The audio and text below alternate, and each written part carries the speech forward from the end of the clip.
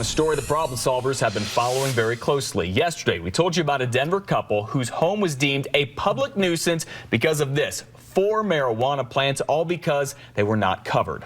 Well, now we're going to focus on how many cars and properties the city is confiscating and how much money it is collecting through its public nuisance ordinance. Investigative reporter Rob Lowe has the numbers the city no longer keeps track of.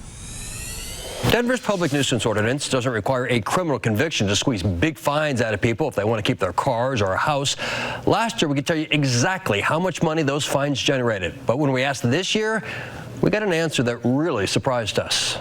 Last year, we told you about a taxi cab driver who was arrested in a prostitution sting. For solicitation of a prostitute. No, I don't. Police confiscated the cab by declaring it a public nuisance.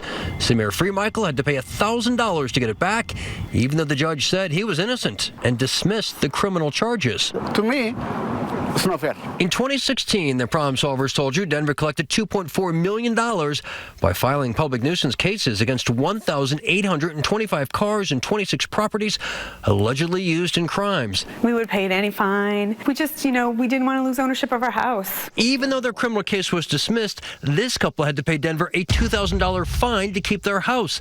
The problem solvers have agreed to protect their identity.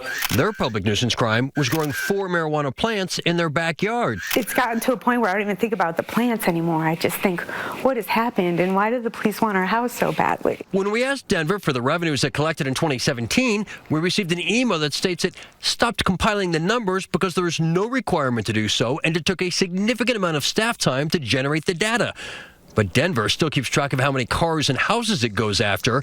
In 2017, the numbers were 1,840 cars and 66 properties. Remember, that's more than 2016, so it's probably safe to say Denver collected even more money in 2017. Sarah Neal from the American Civil Liberties Union suspects the city no longer keeps track for one reason. They'd been doing it for 10 years up until this point, and then once it got some media attention, they stopped. It seems to me they probably want to avoid public scrutiny and accountability for their actions. A policy like this that is so controversial deserves to have the light of day shed upon it. We brought this to the attention of Denver City Auditor Tim O'Brien. He told us he finds it troubling no one at City Hall can give us the very numbers the city attorney tracked for a decade. Now O'Brien says he may have to do an audit to find out what's going on. Rob Lowe, Fox 31.